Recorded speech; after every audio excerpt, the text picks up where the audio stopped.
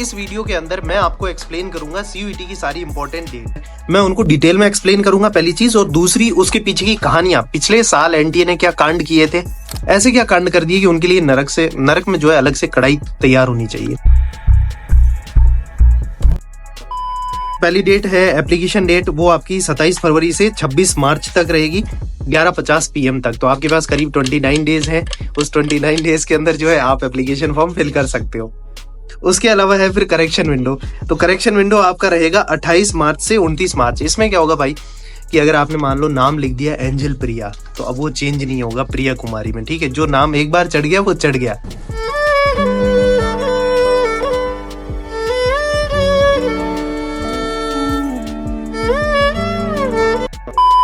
ठीक है, पर डेट ऑफ बर्थ भी नहीं होगा कि एज कम दिखाऊंगी, वो सब नहीं हो पाएगा, ठीक है।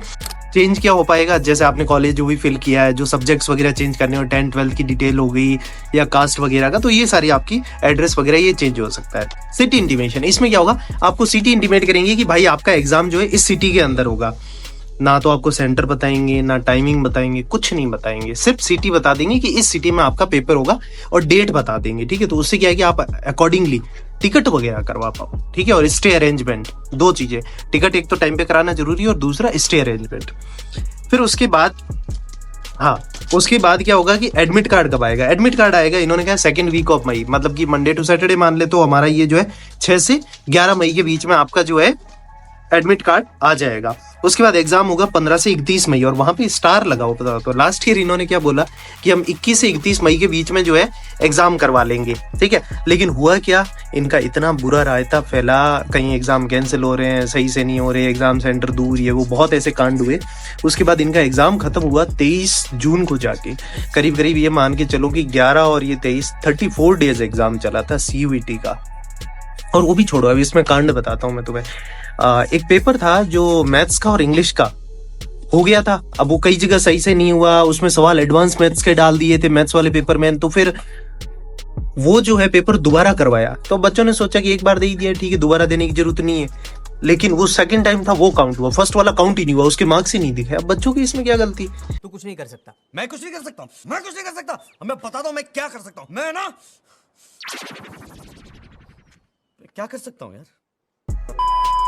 कई जगह ऐसा हुआ, एग्जाम से एक दिन पहले इंग्लिश का एडमिट कार्ड आ गया। अब बच्चे एक दिन पहले कहाँ कैसे दूर जाएंगे, नहीं दे पाए। 2 ये पेपर मेरे को याद है, इनमें बच्चों के साथ जो है बहुत ही बुरा किया था, लिटरली, मतलब दैट मेक्स नो सेंस। फिर उसके बाद हम देखें, ये एग्जाम हो गया, चलो हो जाएगा।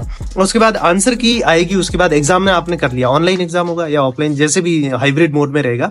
तो आंसर की आएगा और आपने जो भी ऑप्शंस फिल किए हैं वो भी आपको दिखाएंगे। ऑनलाइन वाले में आपको आंसर की, ऑफलाइन वाले में भी ऐसा ही होगा, आंसर की आ जाएगी, यही आंसर है। अगर आपको लगता है कि नहीं एनडीए का आंसर गलत है और मेरा सही है, तो आप चैलेंज कर सकते हो।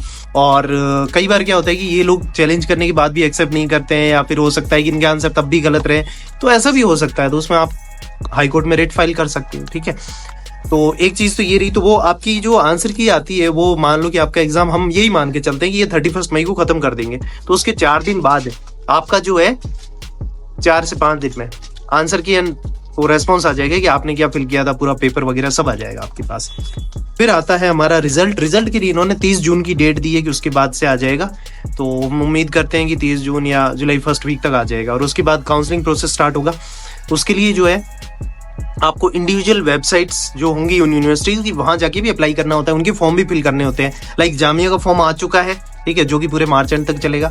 और उसके अलावा DU, BHU, JNU इनके फॉर्म आएंगे, वो फिल करने पड़ेंगे, उनको पैसे देने पड़ेंगे। भले इस एग्जाम के थ्रू एडमिशन होगा, लेकिन वो भी फॉर्म फिल करने होंगे, ठीक है। और उसके बाद आपकी क्लासेस होपफुली हम मान सकते हैं कि ये 1 अगस्त से स्टार्ट हो जाए।